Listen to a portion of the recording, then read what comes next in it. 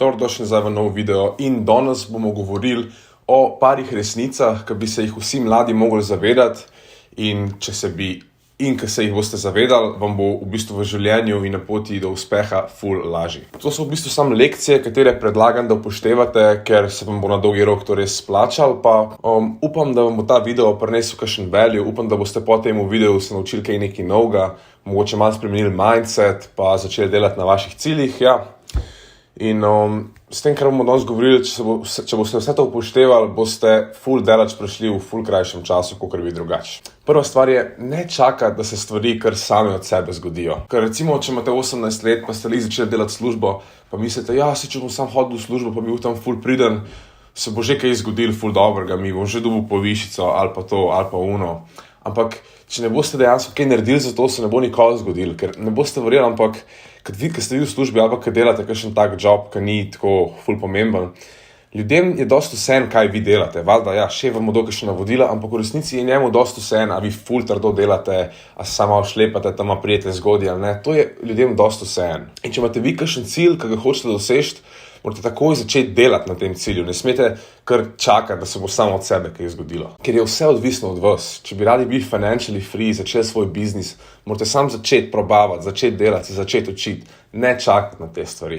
Ne bo prišla neka priložnost, ki vas bi lahko finančno osvobodila, kar samo od sebe in boste sami rekli, ja, pa bo kar se zgodilo. Ne, vi morate sami delati in vi ste odvisni od vas, od nobenega drugega. Ker če ne boste vi začeli delati na vaših sanjah, noben drug ne bo za vas delal.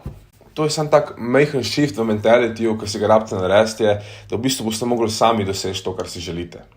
In res ne morem tega stresati enough. In od vas je odvisno, kaj hočete v življenju in tudi od vas je odvisno, kaj boste naredili za to.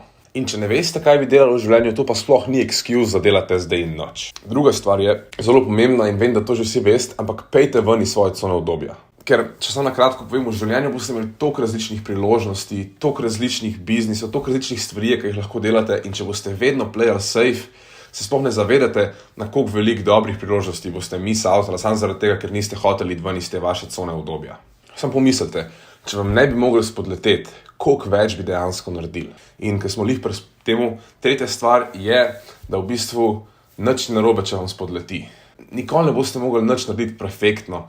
Vedno je neka šansa, da vam spodleti, in če vam morate to vzeti kot neko izkušnjo, kot neko lekcijo, ki ste se naučili, ker vam kakšen biznis, ali karkoli na splošno, kar vam spodleti, se ponavadi iz tega največ naučimo in kot vemo, experience pa znanje sta dve najbolj neprecenjeni stvari. Tako da v vsakem primeru se vam bo na koncu plačalo. In boste tudi videli, ko boste sprobali, pa recimo failali, se boste še zmeraj malo satisfied počutili, ker ste vsaj probali. Ker če ne boste probali, je isto, kot da ne bi nič naredili. Ker v igri ste lahko samo toliko daleč, brez da bi takali kakšen risk. In četrta stvar je, nikoli se ne primerjati z nobenim. Zdaj, vem, da veliko se vas mogoče tako primerja z nekom, pa vas pol to motivira, da hočete biti kakor oni, ali pa jaz lahko naredim to boljš kakor on. To je še vse v redu, ampak ful hiter lahko to v neko negativno primerjanje, ker ste pa tako, on manj dela kot jaz, pa ima več denarja, več zasluž, bolj uspešen. In potem na koncu sploh ne boste delali proti temu cilju, ki ste hoteli delati, zaradi tega, ker vam je to zbil nek confidence, pa da sploh ne govorim o tem, kako se ljudje primerjajo z ljudmi na social media in potem imajo neke depresije in take stvari. Zato res nikoli ne s prijatelji, ne sošolci, ne z ljudmi na Instagramu, z nobenim se ne primerjati. Kadarkoli, v čemarkoli, karkoli boste delali, bo vedno nekdo, ki je bolj pameten, ki je bolj učinkovit, ki ima kaj boljši, ampak pač tako je. In peta stvar je, ne zapravljajte časa na stvarih, ki niso pomembne.